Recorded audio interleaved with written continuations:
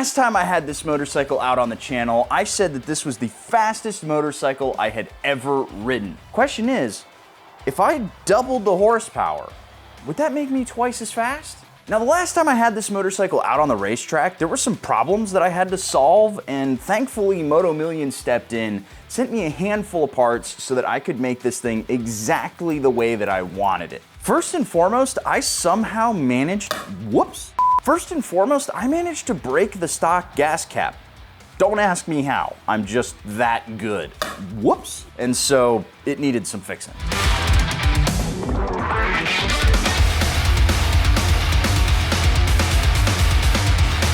The levers on this bike were solid from the factory. They're Brembo parts, and the brake lever was adjustable, but I found the clutch kind of awkward to interact with, so they sent a set of TWM adjustable levers so that I could get the clutch exactly where I want it. It's tough on this motorcycle to find places to save weight. Most of it is right here, and I'm working on that, but a nice easy spot is right here under the tail. You may notice no giant whale tail hanging off the back of this motorcycle.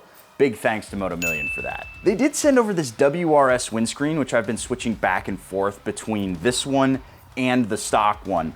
But while I'm on the racetrack, I prefer to have a completely unobstructed view of what's going on in front of me. Even though this is a light smoke shield and I can see through it, I'd prefer to just have nothing in front. So I've stuck the stock one back on, but I do use this guy when I'm out on the street. They also sent a set of these new grips over because one of the biggest issues I had with this motorcycle was the fact that the grips were so loose from the factory, they were spinning under just normal use. Then lastly, there's a lever guard that I installed on here. I prefer using the heavy one for the street just because it eats up vibrations, but on the racetrack, having something guarding your brake lever, very handy. Now let's get this thing out on the racetrack and see how all of these changes make it feel. And it would be remiss of me not to thank Kern Track Days for bringing me out and Alpine Stars for getting me on track today. Very excited to be back out on COTA. And today I'm actually breaking in my new suit, which I'll be using later this week at New Jersey for the actual Creator GP race, which, by the way, look for codes in this video. Click the link down in the description below. Get yourself entered to win some prizes. You deserve it. Alrighty folks, we're heading out for session number 3. The goal of this session is really, honestly, just to go out and have a good time. I'm not trying to set any personal bests, not setting any lap records. We're just out here having a good time. I'm gonna tell you right now, there's not gonna be a ton of talking though, because this requires a lot of focus.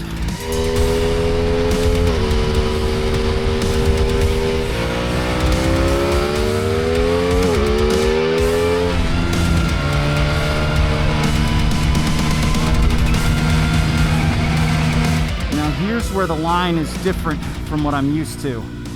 Clip this apex, run a little bit wide, bring it back to this apex, and then go through here wide into 15. And honestly, that feels real good. I love that line. Now we're not cleared to pass unless we're in the straights. I think I can come up under her. If I get the drive here. Ah! Beat her bike. Well, the advanced group is back out there. Session went pretty well. There was a big cluster of bikes that I just kind of got out from behind and pitted out so that I could have a bit of a clear track, and I stuck with an instructor for a lap, which was really nice. The line is a little different than I'm used to with Ride Smart guys. Different through 15 specifically. You're coming wide through 14 to cut back for 15. 13, 14, 15 is a little wider, so you can make 15 a little tighter. So got to remember that. And then I had a moment at turn 11 that started back at turn 9. A clear track ahead of me, got excited, and I was behind the handlebars instead of in front of them. And then I basically just carried more throttle, tried to brake a little later, blew that apex. I just gotta keep that in check.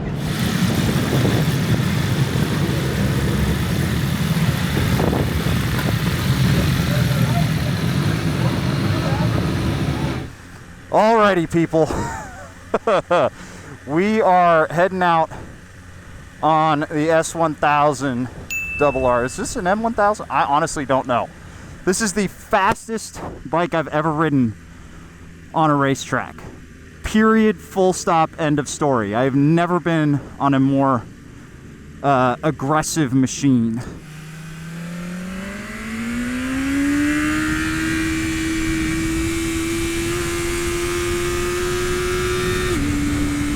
God damn, this is good. Holy fuck. It's a little heavy side to side compared to my 660. I'm definitely working harder. It's also a very different position. I'm physically lower on the bike, less upright, but my God, it's laser accurate.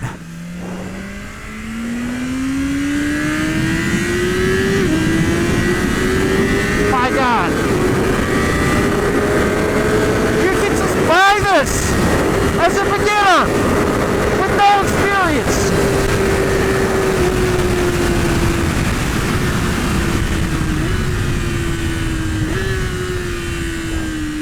There's a lot of pressure on my wrists right now,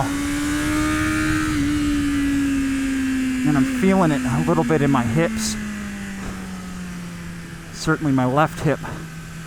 I don't think I'm moving over enough in the seat.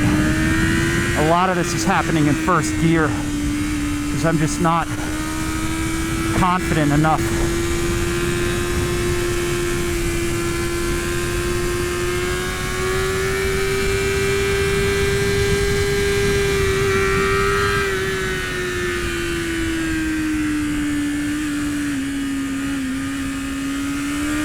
Yeah!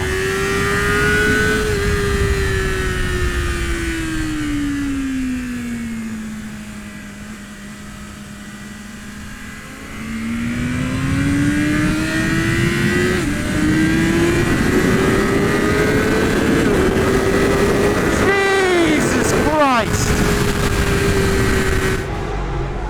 All right, people. I'm gonna try my hardest to put that experience into words. Riding that motorcycle, the BMW, it completely changes your perspective about what's fast, like how good you are. If you want, okay, you want to be humbled, go ride one of those motorcycles on a racetrack. I don't care who you are. It's unbelievable what that bike is capable of. And again, it reshapes your perception to ride one of those on a racetrack. Because again, you think you're fast. You think you know what you're doing. And then you're like, oh yeah, I'm in the intermediate group. And you get on one of that and you're like, no, I'm a novice. This is where I belong. But being confident on the motorcycle, I think that and seat time are the two best ways to really accelerate, to go faster, to get those lap times down. Which, speaking of which, I need to get back on track. 6 hours later. Alrighty guys, I have been out for 6 sessions, back to back to back to back to back to back, and I'm done. I'm good, thank you. You don't realize how tired you're getting. It's crazy. It happens so fast. So I'm gonna load up the tub there, the candy van, and then I'm gonna creep my way back home, and let's do a little post-mortem in the garage, shall we? It is so hard to commentate while riding a motorcycle that is that fast, especially on a racetrack where all of your focus is so far in front of the handlebars that you really can't talk about what's happening. Even though I had a coach in front of me and I was running in the novice group, it was very difficult to ride that motorcycle at pace and still have a conversation with y'all. So bringing it back in here, the first thing that I want to tell you about the BMW is, oh my God, the power. The power on that thing is incredible. It's absolutely unbelievable. And I cannot believe that a bike like that is just, you can just go buy one at a dealership with no experience. You legally do not need a motorcycle license in the United States to go buy an M1000RR right now. And that blows my mind. Then one difference, or perhaps lack of difference, which may surprise some folks who are on leader bikes, is I cannot believe how quickly the M1000RR changed directions. Usually a very lightweight motorcycle just feels better, and leader bikes tend to be heavier just because there's more stuff on them.